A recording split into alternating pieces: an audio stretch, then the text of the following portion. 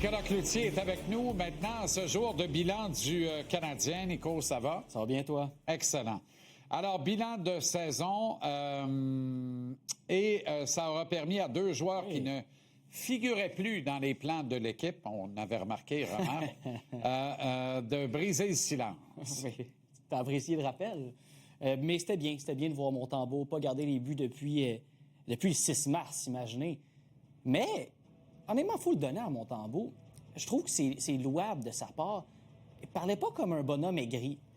Il aurait eu toutes les raisons de l'être, parce qu'il a cavalièrement été relégué au rôle de troisième gardien quand Jacob Fowler s'est amené en ville, dans le cadre du deuxième rappel. Et on a vraiment chanté ses louanges du côté de la direction aujourd'hui. Kent Hughes qui a dit qu'il avait mis les bouchées doubles dans le gym pendant son absence des glaces et dans la forme de sa vie en même temps. Montembeault, lui, on lui a demandé, bon, c'est quoi l'avenir pour toi?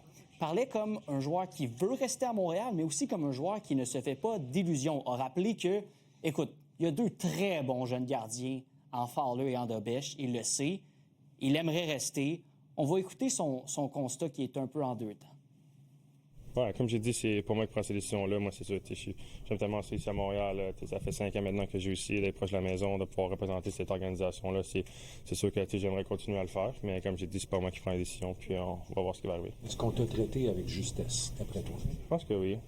Comme j'ai dit, juste le fait que quand il aurait juste pu caller up Fowler sans rien me dire, puis me laisser de côté, mais qui a vraiment pris le temps de me parler, de m'expliquer la situation, de tout me dire. Puis Marc aussi, on se parlait beaucoup, puis je pense que oui, on était juste. Non, ben là, dis-le à un moment donné.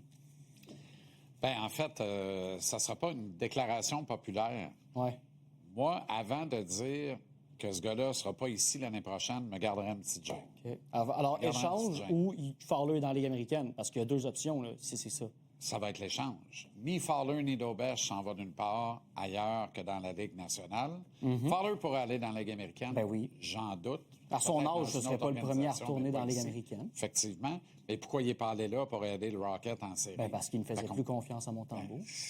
Est-ce qu'il faisait plus confiance à Montembeault à ce point-là? Et le cas échéant, quand Dobeš a pris le filet, moi, je te dis, ils doivent bouger. Il va y avoir vraisemblablement au moins une transaction structurante, laquelle risque d'impliquer un jeune espoir devant le filet. Tout le monde va s'arracher Dobeš, évidemment, comme on s'est arraché à Lac après le printemps 2010. Est-ce que ça va finir avec Fowler? Est-ce que c'est Dobeš qui va partir? Dans les deux cas, tu as un gars encore sous contrat à très bon prix pour l'an prochain qui peut te rendre de précieux services, peut t'en gauler 40 dans la saison, en laisser 44 à son premier, puis advienne que pourra. C'est un coéquipier exemplaire, ça a une valeur et c'est un ambassadeur hors pair pour l'organisation. Fais attention avant d'échanger Jacob Dobeš. Je ne pense. Ben, moi, je n'échangerai pas Jacob Dobeš. OK, je comprends. Non, moi, je n'échangerai pas Jacob Dobeš. Mais moi, j'aurais échangé Yaroslav Halak en 2010. Ça n'a pas trop niaisé, hein? Tout le monde voyait Halak. Tout le monde disait Price s'en va, on a notre goaler. 3 semaines après, l'harceleur arrivait, Halak était parti. Fait que on ne se surprend pas de rien dans le hockey. C'est quoi l'évaluation réelle qu'ils font de Dobeš? Et comment ils voient encore plus gros que le building, Jacob Fowler? Ça, c'est un autre dossier. Bon, puis la réponse, c'est peut-être là. Mais tu sais, c'est pas bien dangereux. Peut-être qu'ils se disent c'est remplaçable. Il y a de plus en plus de GM qui disent des goalers, là, c'est remplaçable maintenant. C'est fini que c'est le joueur le plus important de ton équipe. Puis le Canadien en a 2 dans le pipeline qui sont allégués être des futurs prospects de la Ligue nationale. Moi, j'ai pas mon dire, quand t'en as 2 bons, garde-les, mais écoute. Exact. Patrick Laine. Bon, un autre qu'on respecte énormément, qui a une attitude irréprochable. Ouais. Et ce gars-là étant en santé, on a bien pris soin de préciser que c'est en série, là où la masse salariale. Ouais. Ben non, mais quand il est sur la liste des blessés, il compte sur la masse. Oui, exact. Mais oui, écoute, on a compris bien les choses, disons, parce que Patrick Laine de dire qu'il y avait eu le feu vert des médecins du Canadien, qu'il n'était plus blessé en fin de saison, qu'il aurait même pu jouer peut-être après le Nouvel An. Après, Kent Hughes a aussi dit qu'il aurait pu pousser pour jouer, effectivement, mais clairement, il avait perdu sa place dans la hiérarchie et il était en retard sur sa condition physique dans un moment où on devait gagner des matchs. Donc, il a été honnête là-dessus. Après, la question que tu vas me demander, Jean-Charles, c'est pourquoi, le cas échéant, on l'a gardé sur la liste des blessés.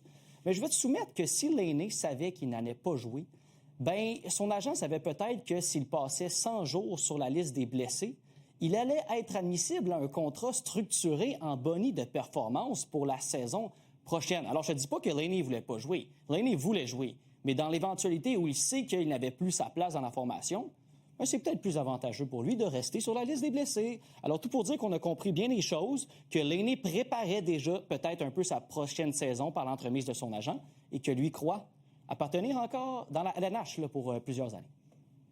I know I'll be playing in this league for a long time. That's not a question. That's never something I've doubted. Just gonna need an opportunity, and in great shape, feels good. Got still a lot of time before next season, so that's definitely something I'm not worried about. 1 740 000 par match. Ivan Demidov, son contrat n'arrive pas à être admissible à signer une prolongation de contrat. Ça demeure un des gros dossiers de l'été, évidemment. On ne voudra pas faire traîner ça. En coup, il y a 90 points la saison prochaine. Ben, c'est ça. Là. Alors, il y a un coup à jouer parce qu'il n'a pas remporté le trophée Calder. Bon deuxième au classement final pour le récipiendaire de ce trophée. Par contre, est venu bien près de succéder à Lane Hudson. En fait, il est venu à un vrai joueur de centre près de succéder à Lane Hudson. Mais merci de mentionner Lane Hudson parce que c'est justement le cas à surveiller pour ce contrat-là. Lane Hudson, combien il aurait coûté, Jean-Charles, si le Canadien n'avait pas été agressif pour prolonger immédiatement son contrat après le 1er juillet dernier, là, donc au cours du début de la saison présente, il aurait coûté très cher. Et Demidov qui dit avoir parlé justement à Lane Hudson de sa prolongation de contrat. Demidov qui a aussi dit qu'il veut que ce soit réglé rapidement et qu'il veut signer pour le plus d'années possible. Et je te rappelle, Jean-Charles, que 8 ans pour un contrat, là, ce sera plus possible après le 16 septembre. Alors, il y a peut-être des signaux que des deux côtés, on veut que ce soit réglé rapidement. Et je vais vous faire entendre Demidov qui parle de l'avenir du Canadien parce qu'il parle de plusieurs Coupes Stanley, possiblement. We talk a little bit about that, but yeah, I mean, just saying to each other that, you know, it's important to stay here for a long time because the group that we have here, it's like cup team, so, you know. Bon, on s'entend, Gallagher, c'est une transaction. On retient combien de pourcents du salaire? Vancouver pourrait le prendre au complet. Vancouver flirte avec le plancher salarial. Ça serait parfait. Ouais. Pas d'affaire de fait. C'est la destination, l'enfant chéri des Giants. De retour avec les Canucks. Et il a même dit que ça lui ferait plaisir. Il a mentionné lui-même. C'est parfait. Et tu sais quoi, là-bas? Il va jouer ça à 2. Moi, je pense qu'il va avoir une très bonne saison là-bas. Exactement. Ouais. Et on risque pas de le pogner en finale de la Coupe. Ni pour eux autres et probablement pas pour nous autres. Win-win, comme on dit. Merci, Nico. Merci, Jean.